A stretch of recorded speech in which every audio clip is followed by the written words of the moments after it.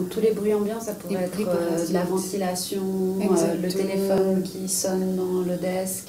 Exactement, quelqu'un qui éternue, quelqu'un qui bouge la chaise, quelqu'un qui... Enfin, les bruits de route, simplement l'horloge. Parce que ça, tu peux nous expliquer un petit peu qu'est-ce que ça peut avoir comme impact pour la personne? On imagine que cette gourde-là, c'est le système nerveux. Alors, toutes les interactions qu'a une personne atteinte d'autisme, parce que c'est compliqué les interactions pour elle de savoir quand il faut parler, où il faut regarder, qu'est-ce que je peux dire, pas dire, etc. Donc tout ça, ça peut déjà charger un bout le système nerveux. Après, il y a des bruits qu'on n'aime pas, il y a quelqu'un qui me frôle, il y a quelqu'un qui me touche, il y a plein de trucs comme ça, l'étiquette du pull que j'ai pas coupé, il y a la lumière des néons, etc. Ça peut vite amener à une surcharge sensorielle, on appelle ça un shutdown, ça équivaut au plantage en informatique. Et là du coup, les conséquences, enfin, la réaction du shutdown, ça peut être soit un repli. La personne, elle parle plus, mutisme en fait, un peu comme ça si on veut schématiser. Ça peut être des pleurs, ça peut être des cris, des coups sur soi ou sur autrui.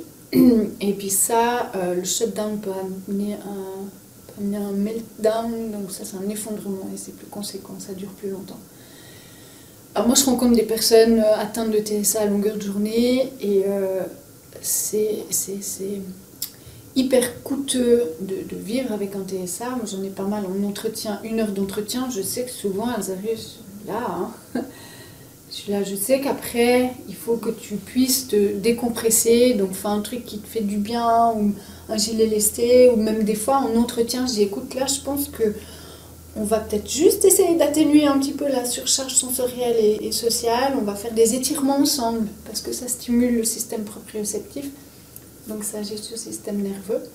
Donc moi, des fois, en entretien, je fais des étirements et puis, enfin, voilà, on fait un peu d'exercice comme on peut, quoi.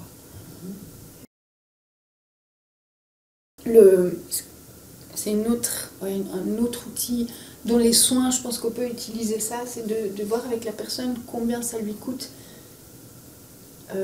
Une tâche lui coûte en fait. Si par exemple d'aller chez le médecin, ça coûte 10 sur 10 d'énergie, il faut faire attention à ce qui va venir après. Des fois, rien que de traverser la route un jour, ça va juste faire monter comme ça la surcharge. Et puis d'autres jours, ben, ça va. Ou à d'autres moments de la journée. Donc si ça a à voir avec la personne, à quel moment elle peut venir, quel moment c'est préférable pour elle, ça va lui coûter moins d'énergie. C'est des petites choses à faire. Puis comme tu dis, ce qui fonctionne un jour peut être différent un autre jour, comme pour tout le monde en fait. Oui, effectivement. Mais là, c'est plus costaud, parce que nous, on peut être fatigué, voilà, on a tous des moments de fatigue. Pour les personnes avec TSA, on multiplie ça par, je sais pas, 30, 50, 100. C'est énorme. Donc l'impact, c'est pas le même que pour tout le monde.